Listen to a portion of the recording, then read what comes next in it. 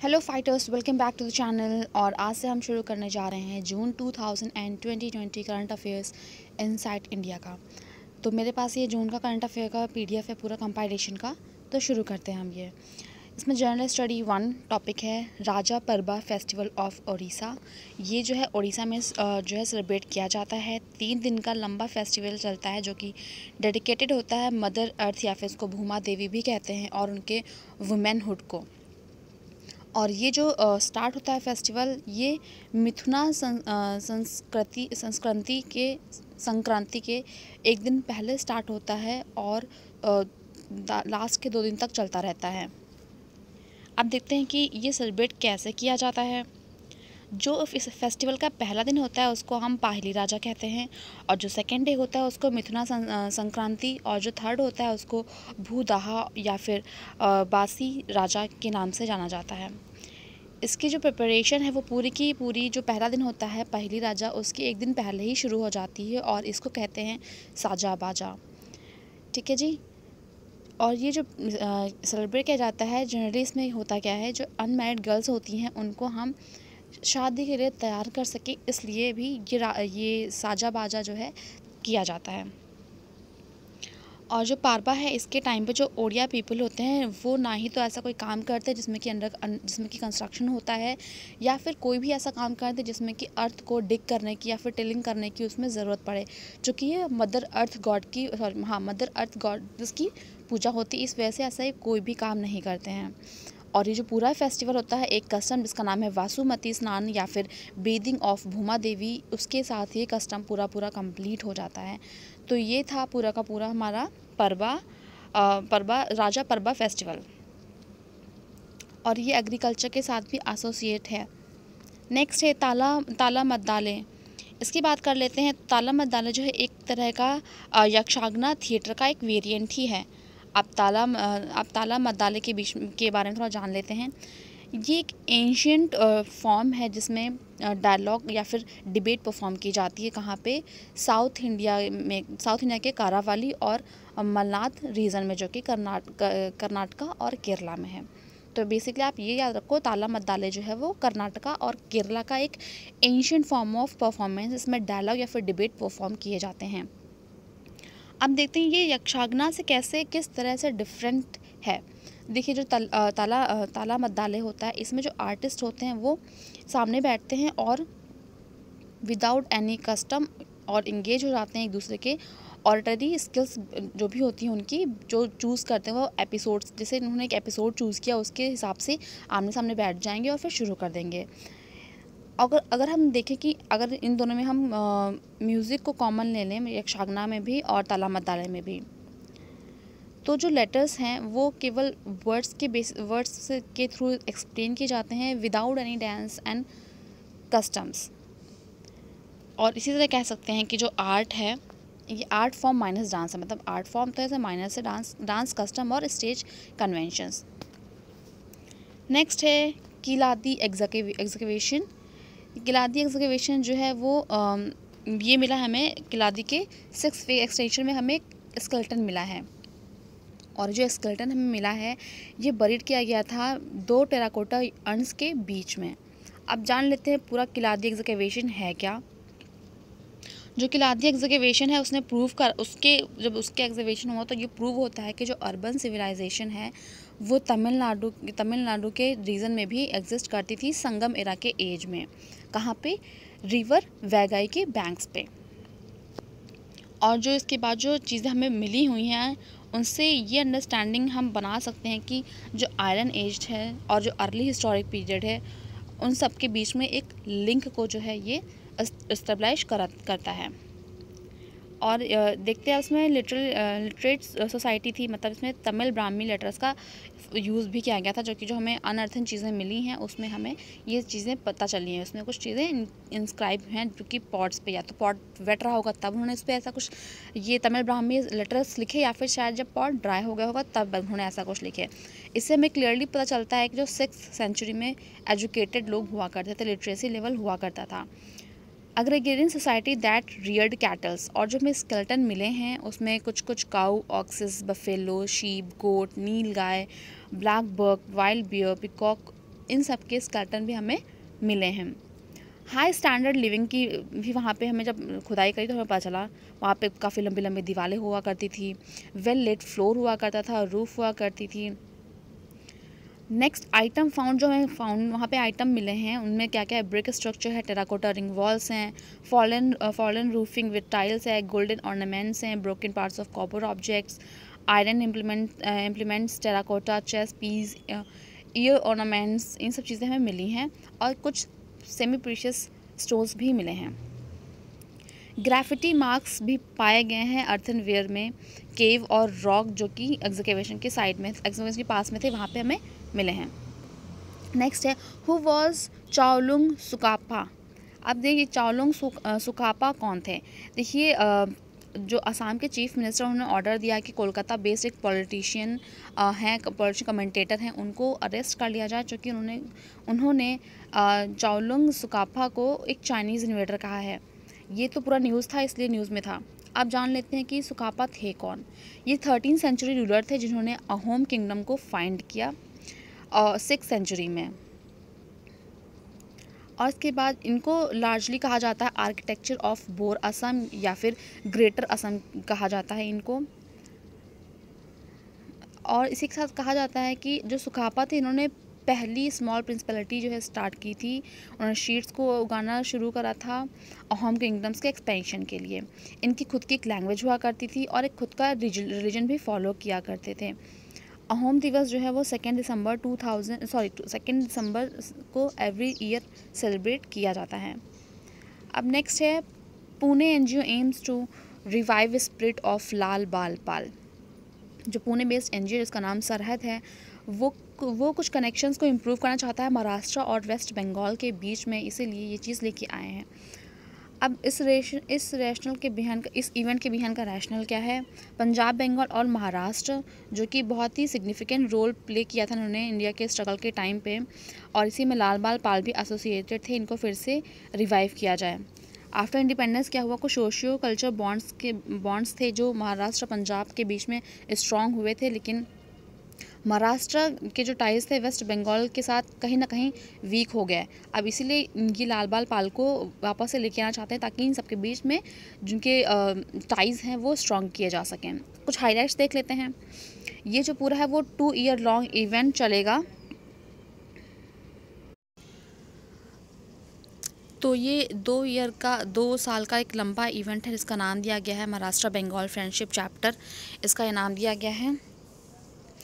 और ये जो है ये कमेंस किया जाएगा तिलक की डेथ सेंचुरी जो कि 1 अगस्त 1920 से लेकर 1 अगस्त 2020 तक चलेगा, और ये चलेगा अगस्त 15, 2020 जब 150th बर्थ एनिवर्सरी होगी ग्रेट फिलोसोफर श्री अरबिंदो घोष की। अब देखते हैं इनका कंट्रीब्यूशन क्या था लाल बाल पाल का। तो जो सेकेंड फेज़ का स्वदेशी मूवमेंट हुआ था जिसमें हुआ था कि लॉर्ड कर्जन ने 1905 में बंगाल का पार्टीशन कर दिया था, तब इन्होंने कहा था कि हम बॉयकॉट करेंगे इम्पोर्टेड आइटम्स का और हम यूज़ करेंगे इंडियन मेड गुड्स का। कुछ फैक्ट्स जान लेते हैं। 1895 में जो लाल थे उन्होंने स्टार्ट किया पंजाब नेशनल बैंक, और ये जो बैंक था पहला इंडियन बैंक था जो कि पूरा इंडियन कैपिटल के प्रिंसिपल पे बेस्ड था, और जो कि कंटिन्यू हुआ है आज तक भी है, जैसा कि आप सब जानते हैं। और 1917 जो है लाल ने फाउंड की थी Indian home rule league of America में। 1884 में जो तिलक उन्होंने फाउंड किया था डेक्कन सोसाइटी पुणे में। और बिपिन चंद्र पाल जो है कि स्ट्रॉन्ग ओपिनियन रखते थे कि उनको मास रिलायंस स्वदेशी गुड्स के लिए मास पर रिलाई करना चाहिए, और इससे लोगों को हेल्प मिलेगी कि वो पॉवर्टी से छुटकारा पा सकें। नेक्स्ट है वारियाम कुन्नाथ कुंजाहमद हाजी। अगर नाम प्रोनाउंस करने में थोड़ी दिक्कत हो रही होगी मुझे, प्लीज़ उसके लिए आप लोग इग्नोर कर दीजिएगा मुझे। आप जान लेते हैं ये है कौन। पहले तो बात करते हैं इनके बारे में है क्या। इनके बारे में एक सिल्वर स्क्रीन पे मतलब बॉलीवुड जो है एक पोर्ट्रेट इनका बनाना चाह रहा है। और बात करते हैं अब मलयालम में स्टार्ट होगी, मलयालम लैंग्वेज में होगा ये। अब ये थे कौन। ये 1870s में बॉर्न हुए थे और एक केरला मलाबार रीजन में अर्ली 20th सेंचुरी में। जो ब्रिटिश थी तो उनके खिलाफ ये स्ट्रांगली खड़े हुए थे और उन्होंने एक शॉर्ट लिव रिजीम भी स्टार्ट की थी अपने अपने बल पे। और इनका कहना था कि ये एक आर्ट को एज ए इंस्ट्रूमेंट यूज़ करते थे जिससे कि जो लोकल हैं वो अगेंस्ट, जो लोकल लोग हैं मतलब वो ब्रिटिश के अगेंस्ट खड़े हो सकें। इन्होंने प्रॉमिस किया था कि इंडियन नेशनल कांग्रेस और खिलाफत मूवमेंट को सपोर्ट भी करेंगे जो ब्रिटिश की जो भी एट्रोक्रॉसिटीज़ हैं और लैंडलॉर्ड के अगेंस्ट में। और ये पूरी तरह से अवेयर थे कि हिंदू मुस्लिम में कितनी ज़्यादा यूनिटी है और वो इंश्योर करना चाहते थे कि लोग जो है वो अपनी अपनी चीज़ों पे फेथ रखें और इस बात का उन्हें एक एडिक्वेट सिक्योरिटी भी प्रोवाइड की गई थी। अब देखते हैं 1921 जो रिबेलियन हुआ था उसका कॉज क्या था। ठीक है जी, हाँ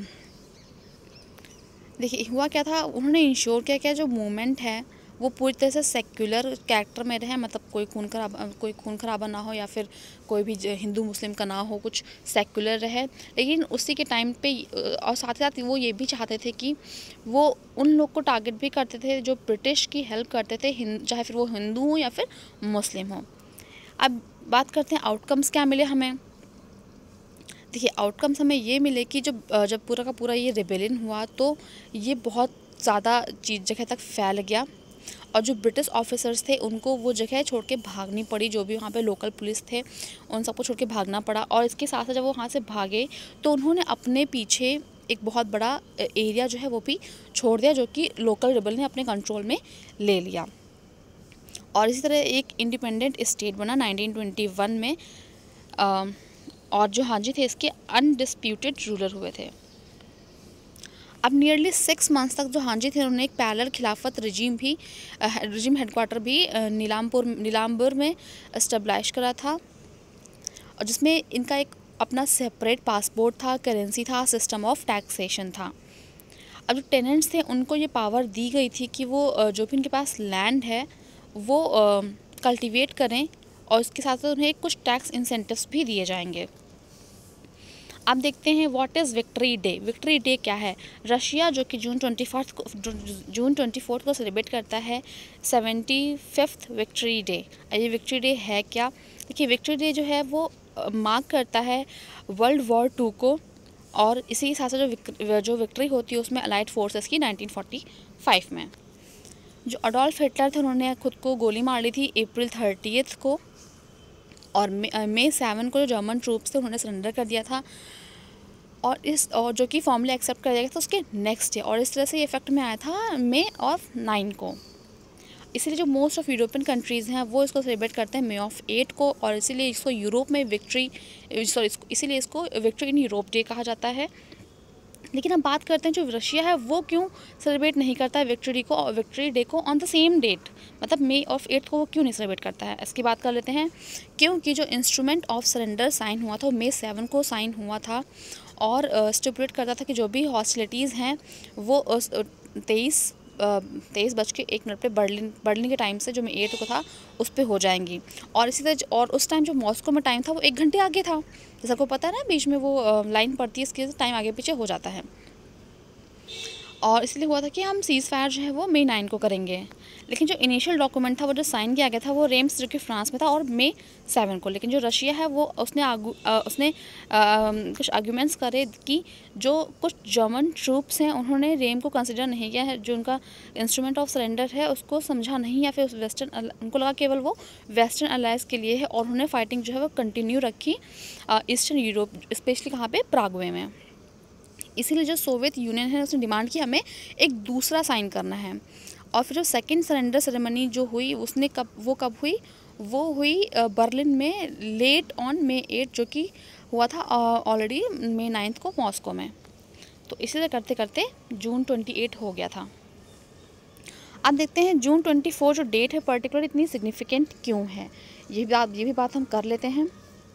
देखिए हुआ क्या, जो वर्ल्ड वॉर 2 चला था उसको जीतने के बाद और ख़ुद की विक्ट्री मई 9 को होने के बाद जो स्टालिन थे वो चाहते थे कि जो ये विक्ट्री है इसको अपनी आर्मी परेड के साथ जून 24 को उसको कमेमोरेट करें 1945 में, कि उनकी जो विक्ट्री है वो जर्मनी पे हो चुकी है ग्रेट पैट्रियोटिक वॉर में। इसीलिए जो फर्स्ट विक्ट्री डे परेड हुई थी वो जून 24 को हुई थी मॉस्को में, और यही रीज़न है कि रशिया जो है जून 24 लेता है। और साथ ही साथ ये कहा गया जो विक्ट्री डे परेड है उसने मई 9 को भी करी थी। अब नेक्स्ट है commission to examine sub categorization of other backward classes. Article 340 में आता है अदर बैकवर्ड क्लासेस के बारे में, और साथ ही साथ जो सब कैटेगराइजेशन है बैकवर्ड क्लासेस का वो सेंट्रल लिस्ट में आता है। आप जान लेते हैं आर्टिकल 340 है क्या। 340 के अंदर कहा जाता है कि जो भी कंडीशन होंगी किसी कमीशन को अपॉइंट करें जो कि इन्वेस्टिगेट करे कि क्या क्या कंडीशन है बैकवर्ड क्लासेस की, तो ये सब चीज़ें आती हैं आर्टिकल 340 में। अब कॉन्स्टिट्यूशनल बेसिस क्या है, आर्टिकल 14 जो है कॉन्स्टिट्यूशन का वो गारंटी करता है इक्वलिटी बिफोर लॉ, मतलब कोई भी अनइक्वल जो है वो इक्वल ट्रीट नहीं किया जा सकता। इसी तरह से आर्टिकल 16 क्लॉज 4 कहता है कि स्टेट कोई भी ऐसा प्रोविज़न बना सकता है रिजर्वेशन और मतलब अपॉर्चुनिटी ऑफ रिजर्वेशन या फिर पोस्ट के लिए जो कि बैकवर्ड क्लासेस के फेवर में हो स्टेट के ओपिनियन में, ठीक है जी, या फिर उनका जो भी एडवोकेट रिप्रेजेंटेशन ना हो उस सर्विस में उस पर्टिकुलर स्टेट में। अब सब कैटेगराइजेशन के बारे में बात करते हैं। National commission for backward classes जो है ने प्रपोज करा है, मतलब एनसीबीसी ने प्रपोज करा है कि ओबीसी का सब कैटेगराइजेशन होना चाहिए 2015 में। अक्टूबर 17 में प्रेसिडेंट रामनाथ कोविंद ने भी अपनी पावर्स को एक्सरसाइज करते हुए आर्टिकल 340 के अंदर जो है एक कमीशन अपॉइंट की एग्जामाइन करने के लिए कि जो भी इशू चल रहा है सब कैटेगराइजेशन ऑफ ओबीसी का उसको देखें, जो कि चेयर किया गया था बाय जस्टिस रोहिणी, जिससे कि इंश्योर हो सके जो भी सोशल जस्टिस चल रहा है वो एक एफिशिएंट मैनर में आगे कंटिन्यू किया जाए अदर जो भी हमारे एक्सट्रीम बैकवर्ड क्लासेस चल रहे हैं उनके लिए। अब बात करते हैं हमें ज़रूरत क्यों पड़ी सब कैटेगराइजेशन की। देखिए प्रेजेंटली क्या है, ऐसा कोई भी सब कैटेगराइजेशन नहीं है और 27% रिजर्वेशन जो है वो एक मोनोलिथिक एंटिटी है। नेक्स्ट है साइक्लोनिक स्टॉर्म निसार्गा। तो ये जो साइक्लोन स्टॉर्म है ये फॉर्म हुआ है ईस्ट सेंट्रल अरेबियन सी में, जिसका नाम दिया गया है निसार्गा। और जो ये नेम है ये इस लिस्ट में जो सजेस्ट किया गया है वो है बांग्लादेश के द्वारा।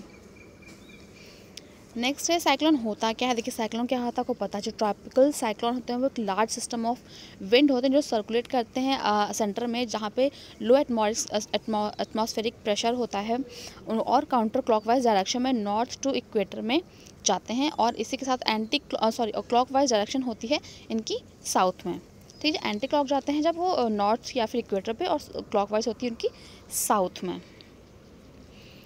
अब देख लेते हैं कि कुछ एडिशनल फैक्ट्स जान लेते हैं। जो साइक्लोन्स जो पूरे वर्ल्ड में होते हैं उनका रीजनल स्पेशलाइज्ड मेट्रोलॉजिकल सेंटर या फिर ट्रॉपिकल साइक्लोन वार्निंग सेंटर के दौरान इनका नाम रखा जाता है। टोटल 6 RSMCs हैं और 5 TCWCs हैं including India meteorological department. Indian weather bureau जो है वो मैंडेट करता है अपनी ड्यूटी को कि जो भी नाम होंगे साइक्लोन्स के जो कि कहाँ पे होंगे, north Indian ocean including Arabian sea या फिर वेस्ट बे ऑफ बंगाल, ठीक है जी, वहाँ पे ये अपनी नाम चीज़ों को देंगे। IMD जो इंडियन मेट्रोलॉजिकल डिपार्टमेंट है उसने एक लिस्ट जारी करी है नेम्स ऑफ साइक्लोन के अप्रैल 2020 में, जो कि सजेस्ट किया गया है 13 कंट्रीज़ के द्वारा। जो भी अभी नेक्स्ट साइक्लोन आने वाला है उसका नाम होगा गति, जो कि नाम दिया गया है गति जो भी नाम दिया गया है इंडिया के द्वारा। निवार जो ईरान ने कहा है, बुरेवी जो मालदीव्स ने कहा है, और ताउकताई जो भी नाम है इसका मैं गलत प्रोनाउंशिएट कर रही हूँ शायद, म्यांमार ने दिया, और यास जो है ओमान के द्वारा नाम दिया गया है। नेक्स्ट है सन्स कोरोना के बारे में बात कर लेते हैं। सन्स कोरोना जो है आपको पता है एकदम सन की बाहरी वाली लेयर होती है। जो साइंटिस्ट ने अभी रिसेंटली डिस्कवर करा है एक टाइनी फ्लैशेस जो कि रेडियो लाइट का है, जो निकल रहा है कहाँ से, सन से निकल रहा है, जो कि ऐसा कहा जा रहा है कि हमें हेल्प करेगा long pending coronal heating problem की। हम अभी तक पता नहीं कर पाए कि कोरोना जो है इतना ज़्यादा हीट क्यों करता है। जो ये डेटा है कलेक्ट किया गया है मर्शियन white field array radio telescope की हेल्प से। जैसे मैंने आपको बताया ना कि सन कोरोना क्या है, एकदम आउटर मोस्ट लेयर होता है जो कि उसके कोर से भी ज़्यादा गर्म होता है। साइंटिस्ट अभी तक पता नहीं कर पाए कि ऐसा होता क्यों है। इसके बाद देख लेते हैं about wide field array radio telescope के बारे में। ये एक जॉइंट प्रोजेक्ट है between international consortium of organisations to consult and operate a low frequency radio array. ठीक है, इसका जो मेन स्पेसिफिक गोल है MWA का, वो है डिटेक्ट करना नेचुरल एटॉमिक हाइड्रोजन एमिशन, कहाँ से, जो भी कॉस्मोलॉजिकल एपॉक ऑफ रियोनाइजेशन हो रहा है, और उनकी स्टडी करना सन की, हेलियोस्फीयर की, अर्थ के एटमॉस्फेयर की, और रेडियो ट्रांजिट फिनोमिना की, साथ ही साथ जो भी हमारा एक्स्ट्रा गैलेक्टिक रेडियो स्काई है उसका मैप बनाना, मतलब मैप के बारे में जानना। What is solar eclipse? Solar eclipse के बारे में बात कर लेते हैं, जो कि हुआ था 21 जून 2020। सोलर एक्लिप्स और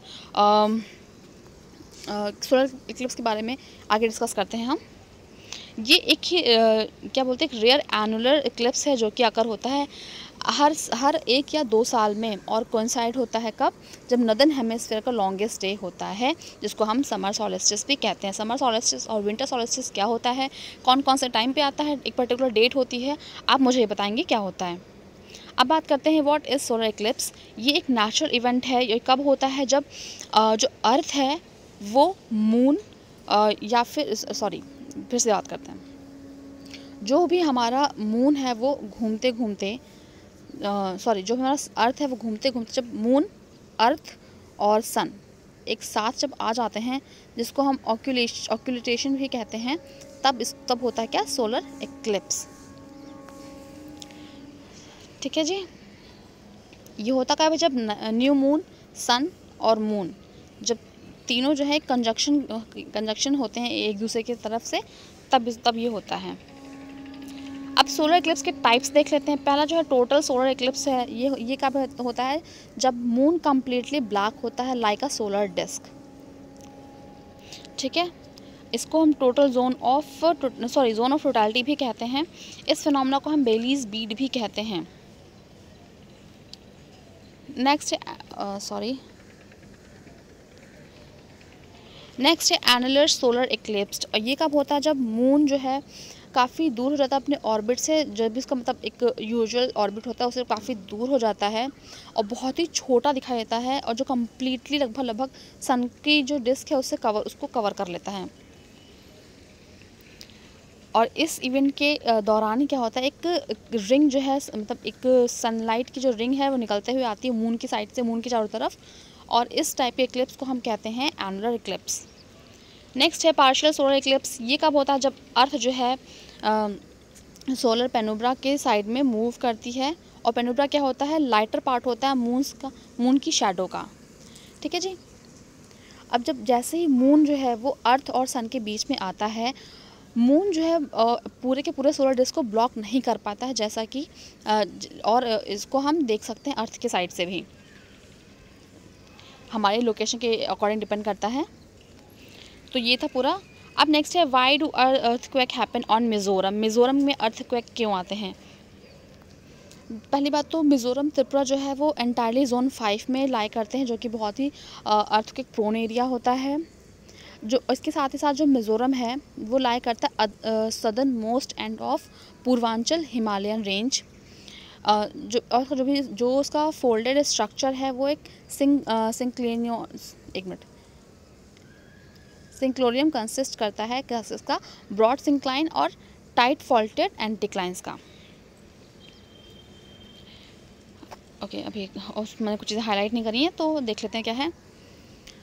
जो इसी के साथ क्या होता है, जो इस रीजन का अर्थक्वेक होता है वो जनरली सॉलो होता है, और कुछ जो क्वेक्स होते हैं वो इमीडिएट डेप्थ के साथ साथ भी अकर होते हैं। जो मोस्टली जो डीपर अर्थक्वेक्स होते हैं वो लॉन्ग और अक्रॉस इंटरनेशनल बॉर्डर्स पे आते हैं, जैसे कि म्यांमार, चाइना, चीन डिवीज़न। और जो अर्थक्वेक आते हैं त्रिपुरा में मेनली शैलो ही होते हैं। और जो दुआकी फॉल्ट है जो कि फॉलो करता है international border of India and Bangladesh, कहाँ पे, मेघालय के पास, मेघालय में, वहाँ का जो सेक्शन है वो भी त्रिपुरा के वो जो सेक्शन वो नॉर्दर्न त्रिपुरा का है। जैसे मैं आपको होता है कि इंटरनेशनल बाउंड्रीज पे ज़्यादा होता है, तो दुआकी फॉल्ट जो है वो बताना भी आपको मैंने, बांग्लादेश और म्यांमार के साइड में के बीच में पड़ता है। और इसके साथ साथ जो और भी मेजर थ्रेट हैं वो है माधोपुर फॉल्ट। वो कहाँ का है, बांग्लादेश का। जैसा कि आप इसमें मैप में देख रहे हैं, जो भी ये रेड वाला एरिया है ये जो है काफ़ी अर्थक्वेक प्रोन एरिया है, जो कि जोन 4 और 5 जोन 5 में आता है। ये पूरा नॉर्थ ईस्टर्न है, थोड़ा सा इधर का जम्मू कश्मीर गुजरात का एरिया, थोड़ा सा ये पूरा एरिया है। आगे मैंने हाईलाइट नहीं किया हो, तो आज के लिए इतना ही रखते हैं। नेक्स्ट मैं इसको as soon as possible continue करने की कोशिश करूँगी, मतलब कंटिन्यू करूँगी, ख़त्म करने की कोशिश करूँगी। और मुझसे जो भी गलतियाँ हो गई होंगी प्लीज़ इसको इग्नोर कर दीजिएगा एंड ट्राई, और मुझे बताइएगा मेरे से गलतियाँ कहाँ हुई हैं। I will try to improve myself. Thank you.